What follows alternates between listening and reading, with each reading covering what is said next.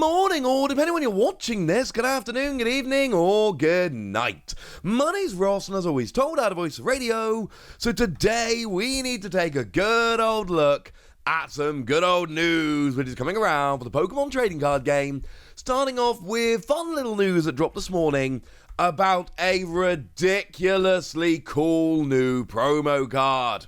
Look how cool this ridiculously cool new promo card is. Now, this one, if I'm reading this correctly, it is called Celebration Fanfare.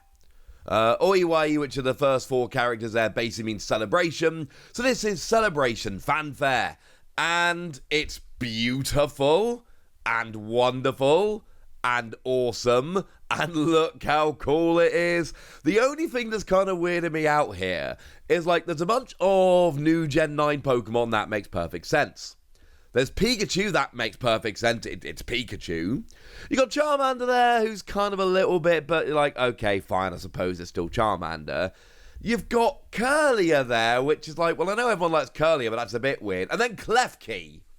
Like, maybe somebody's going, I think Klefki's going to be pretty big in the format right now. Because let's not forget that, of course, Curlier is pretty big in the format right now. Maybe that's what they're going for. Maybe they're trying to go for some kind of playability thing.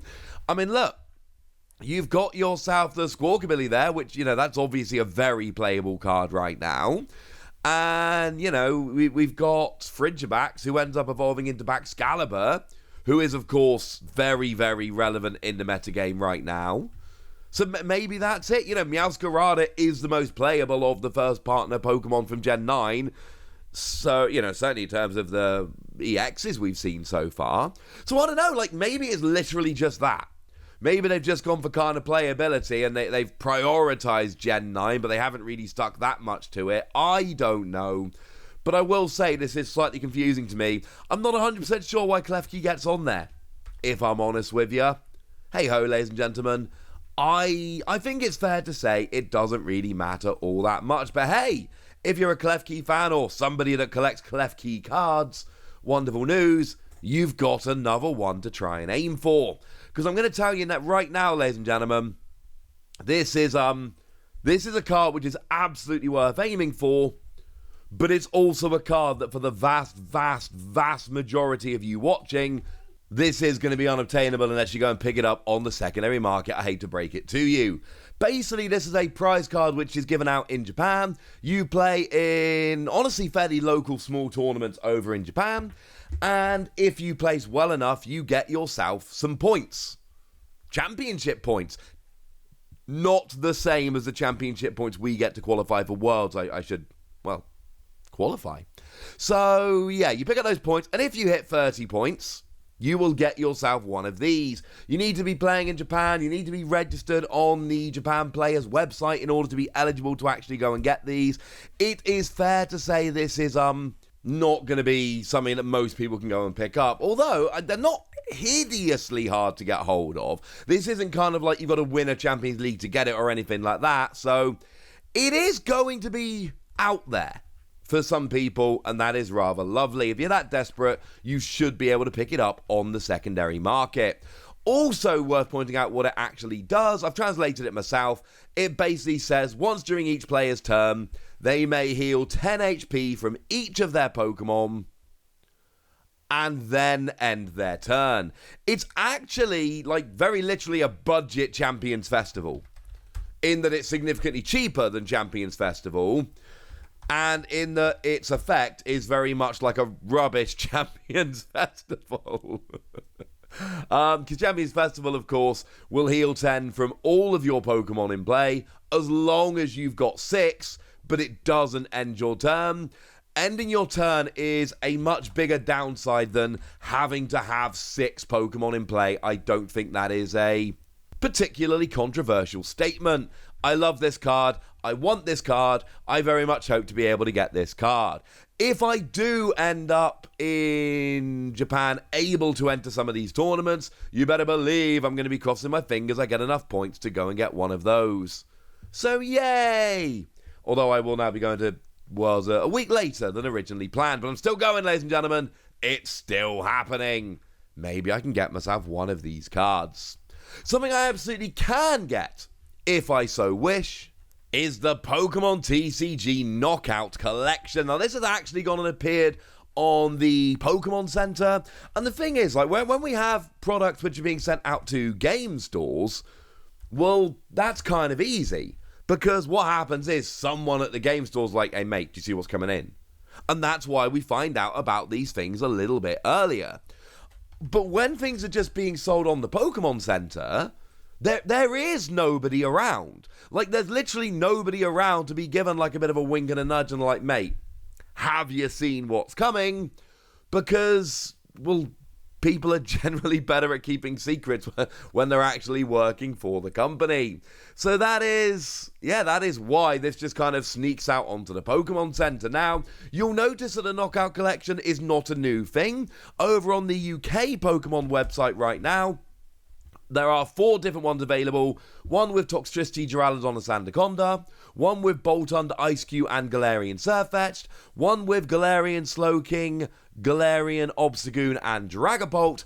And the new one featuring Shaymin, Zeraora, and Marshadow. So, like I say, this is, well, I mean, essentially, it is just the new version of a product we've had before. If we head on over to the US Pokemon Center and go and search Knockout Collection, unfortunately, only 3 of them are actually showing up, which is a little bit sad. I believe it's the oldest one, featuring Toxtricity, Duraludon, and Sandaconda, is actually not showing up on the US website right now.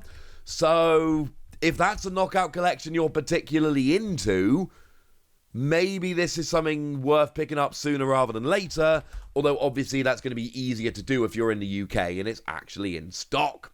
So what is actually going on here? What can you actually go and buy? Well, if we actually go and have a look on the website, it's going to tell us what we get. Now, it's $9.99 in the US, £9.99 in the UK. Yes, the UK pays more. This is pretty standard. Sorry.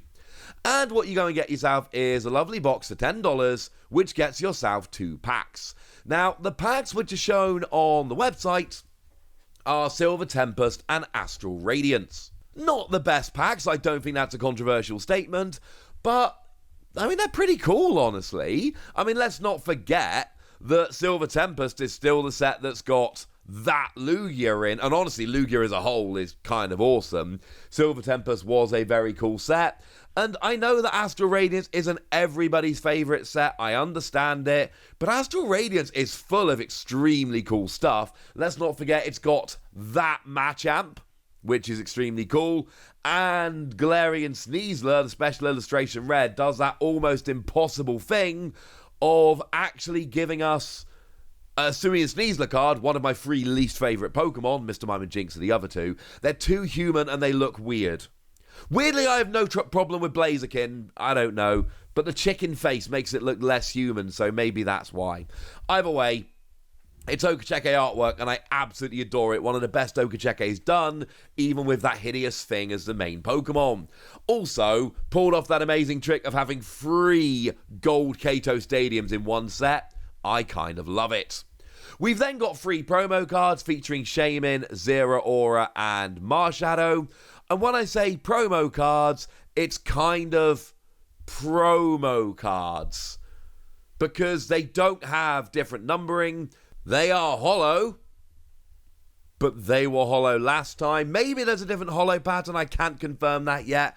All we got are the scans on the website. But I do think it's fair to say that these aren't really kind of promo cards or cards you need to hunt down like that. They are regular cards. Yes, they're holo, but all 3 I've gone and double checked. Gone and Googled pictures of them and everything just to make sure. And they were holo last time, so yeah. You do actually get yourself some stickers. And to be fair, the stickers are actually pretty cool. Guarantee if I bought this, my children would steal these stickers instantly.